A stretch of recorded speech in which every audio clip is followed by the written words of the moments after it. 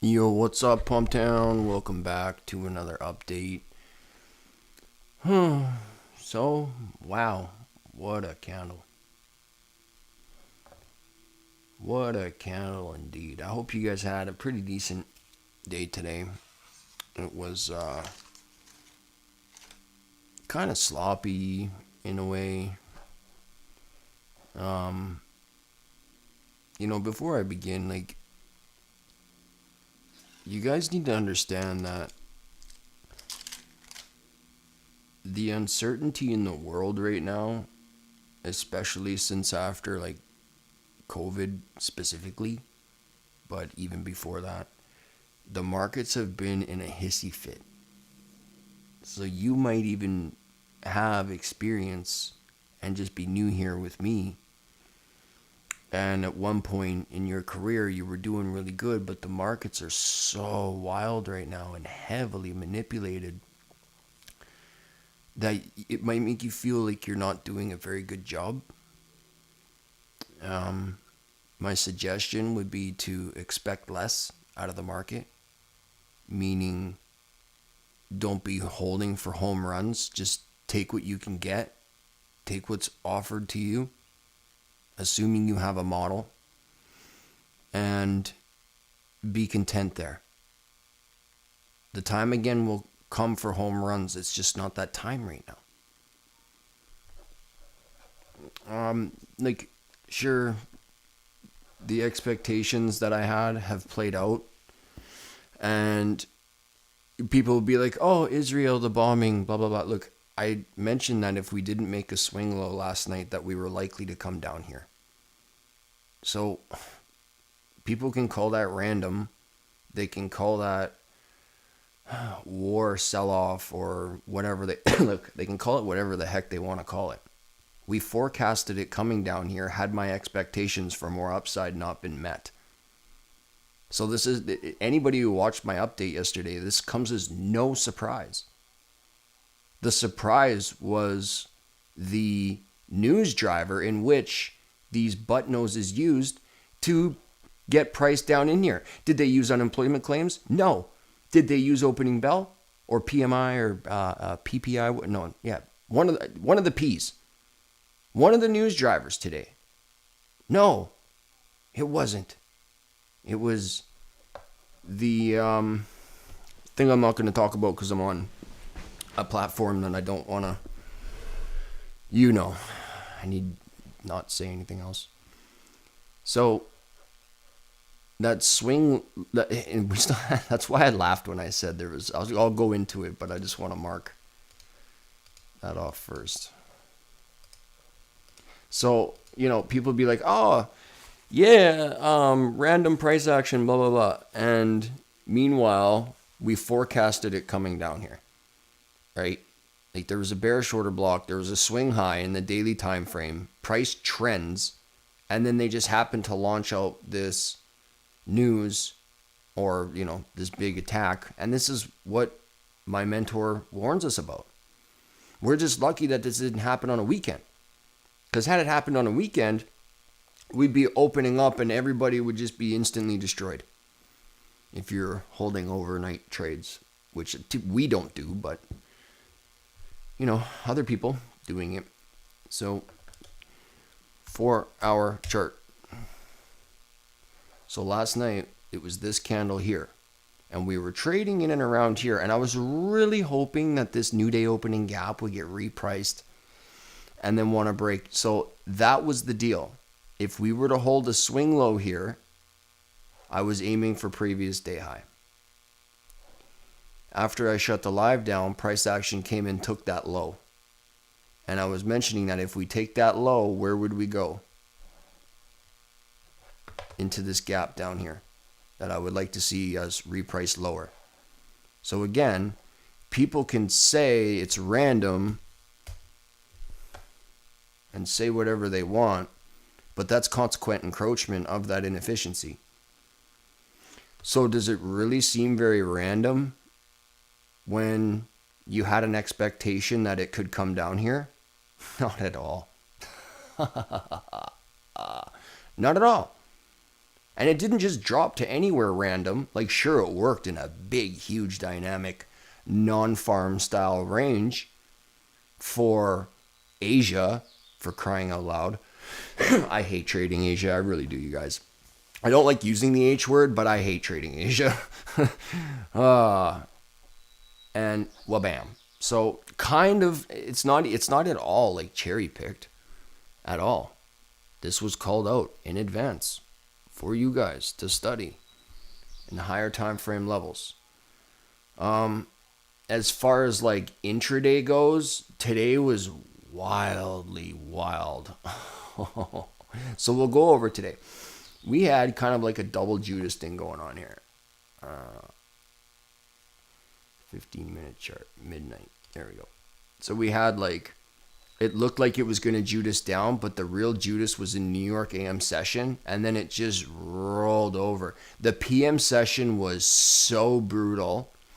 And then I had this on the charts for my students this morning. We were looking at a long here, but I had this sell side liquidity pool on the chart for a reason. It left a double bottom. That's no accident. That double bottom materialized an impulse to the upside, sure. It played out. But was it the bottom? Did it reverse price forever? No. And that's what retail would be believing in a profitable trade. Hey, I'm finally in profits for once. And then they don't pay themselves. They don't know how. Wham! So today I wasn't in any huge positions. I'm recovering an accident in my AMP Live account. So I was able to capitalize on this candle here and just shut it down for the day. And boy, howdy, am I glad I did. Look at it. Wild, gross. So totally not unexpected, but I was able to take an order flow trade to the upside for the Judas for the day into this double top, and that's really all I wanted. It could have came up here. It just obviously didn't want to. We broke the structure and broke the uptrend, and look at that. Oh, it's just beauty. It's beauty. Oh man, like I'm not even gonna go there. But let's check out our weekly chart now that we're here. Wow. So it's now Thursday and Friday's candle. So what on earth is going to go on? Well, we got a bearish candle. What day did we make the high of the week? So high this week was Wednesday. So we had that midweek reversal from the purple box that we were targeting from the absolute bottom there. And target acquired. So this week is to be studied. I want you to put your open of the week, close of the week, and then put that inefficiency on in the daily chart that I gave you ages ago here. Okay, put that on your chart. Go study your intraday profiles or intra-week profiles and understand your midweek reversals, because that's a good template for you to study. So now that it's shown its hand to us and it's turbo bearish, let's take a look at what else it could be eating. So it did not take that low. Bang. So obviously this is like, I was going to make a joke, but I'll just leave it. This is bait. So it would likely want to come up into some of these candles up here. So I'm actually going to go to a 4-hour chart and just see what kind of order blocks are going on in here. Keep in mind, we could turbo rip from here too. I literally have no idea. But I'm going to go with the idea that there's one more leg for downside and we make low of the week tomorrow. So I would like to see us repricing into here tomorrow. Right here, I'm looking for a discount array. So we have this reclaimed order block.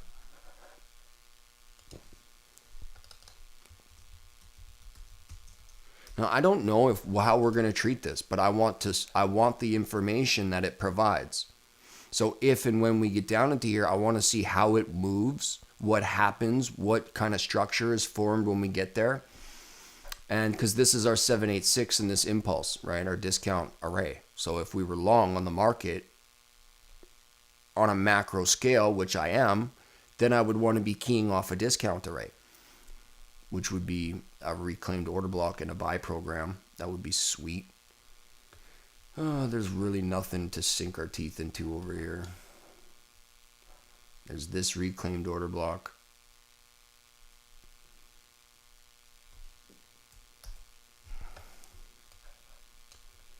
All right, there's this big giant honkler here. I just want to open properly. So 997. That's the open. Sweet. Okay, and the close. No, we want the close of that candle. Excuse me. And the open of this one. So 48775. That is the open. Just making diggity dang sure. And let's go see what's going on. For crying.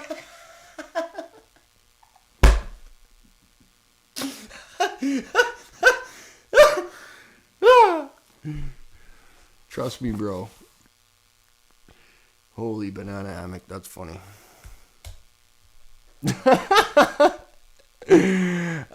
We found it. Holy shnikey. Look at that. Find that in your retail books. That's awesome. So have this 4-hour wild gap on your chart from ages ago. I think it's a new week opening gap. Friday, Sunday, yeah. So it's a new week opening gap. So it's an old week opening gap technically. Go and have that on your chickadee chart because that's funny. I would like to see consequent encroachment hit for our Judas tomorrow morning, and then come down into sell side liquidity. Again, I don't know how far we're going to dig, if we're going to dig anymore. It's just gun to my head. I think it's still bearish, and it's going to want to materialize a bearish candle. So now that it's taken structure, there could be a fair value gap created in here overnight. So that in concert with this old week opening gap, I would, and I'm not trading tomorrow, it's just going to be practice, for a short down. In the event that we flip the fair value gap it creates here into support, then obviously I'd be aiming for that high. I really don't think that's going to happen. I think there's going to be one more low down in here. And then maybe next week or next month or after the summer, I have no freaking idea, you guys. Remember, I was mentioning, like, look, when you come up way into a premium market like this and start digging into liquidity and you're in a premium, you're on alert. Like, you're on high alert for one of these giant dumps. Because historically, in the middle of an expansion, the giant dumps are the best buys ever. So I'm not calling a top. I'm going to be looking for a discount pool of liquidity or array to key off of to continue on the trend and take that high out. So what you have to do in your mind is imagine that, let's just say we come make one more low. Okay. And you have to imagine the trend wanting to continue, hit that point, and then make another higher high. And then this would be our sell side liquidity sweep. Yay. And then this would be our breaker if we get back down into this pool of liquidity down here. All riggedy right. And then we got this gap here. So at the reclaimed order block, that's freaking hilarious. I mean, come on. It's fractal. That's funny. So I'm going to actually take this inefficiency here and have that purple. And that's going to be purple just because I like purple. It's my spooky box. I don't know if we're going to flip it. I don't know how we're going to treat it. But if we flip this into resistance, consequent encroachment, then I'd be aiming for this little gappy poo. Actually, you know what? This one first, and then this one. And yikes. In my humbles of opinions, I can't even say that. No. This is on the table. This is a weekly gap. This is on the table. And these things haunt me until they're repriced to. Oh, I tell you. And we could come down here like butter. Balanced range. Right down to this fair value gap. The best thing about this, you guys, is that we have this swing high here coupled with this inefficiency. Dun, dun, dun. and we got this beauty right here. So it's not like coming down here would be the worst thing. The entire planet would be like, doom, war, Trump sucks, he killed the world, and a little bit of down movement will just terrify the entire planet. That's just how it works. Okay, and we'll be ready to buy that fear. But we'll leave that for another time, because we're not even close to being on our way there yet. Like, honestly, we could take that low and still be bullish. In my humble opinion, we could take that low and still be bullish. If we lose this purple box, I'll likely be aiming for this pool of liquidity, but we'll take it one day at a time. Just for now, this gap is holding support. So in concert with this old week opening gap, have this purple box on, because again, I don't know if it's going to be SR flipped, so that's why it's purple. It's spooky. It's hitting a breaker right now for the 50th time, so perhaps, and I'm over exaggerating obviously, but that could be the catalyst, and we could make a swing low down in here on this propulsion block here, and Friday not take that low, or take that low Friday here and make one of these guys. So just, I'm down with dips. I love them. Please invite them, hug them. Please dip so we can rip. That's just how it works. Okay, so if we make a swing low here Friday, then we'll have a bullish bias for next week. If we don't make a swing low here tomorrow and we take previous day's low, then this is today's candle. This is Friday's candle. Holy bananas. Man, that kind of changes things. Wow. I wasn't even ahead of myself. I was behind myself. Kind of in front of myself, so ahead of myself, really. That's wild.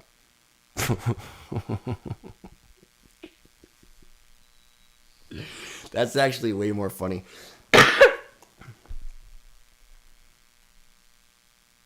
Wow. That's what you would expect out of a candle at the end of the day. And it just opened. So that could be a dirty discount stop hunt, and then we could rip from here. I actually have no idea. So I'm going to use where we close this week as a good indication of where we're going to go. Because this, in my humble opinion, this sucks. Like, we didn't make the daily break in structure with a fair value gap right in here. That's what we were looking for in here. So that is those things in, so that this would be our next spot for a fair value gap and a break of structure, or like continuation of structure, like our uptrend here. Every time you take that, you want a fair value gap. That's for your notes. And if you don't have one, just like here, wham, does it get ya? Yeah, I'm sitting this candle out, and I want the close of the week. So this week, if we can get a close above consequent encroachment of this old week opening gap here, I would be a happy camper. We keep taking previous week's high, which is very good. That's still on the table. If it decides it wants to just turbo spool up, because maybe the WAR thing, maybe they settle it. You never know. Like, every time we think there's doom, it's just gloom right after. And that's pretty much the theme that's been going on. So I'm down with continuing that theme. Again, gun to my head, I say we go back down to here. Although we could go up or we could go down. And that's why I'm sitting out tomorrow, because I have no freaking idea. God bless you all. Thank you all for joining, and be safe. Peace.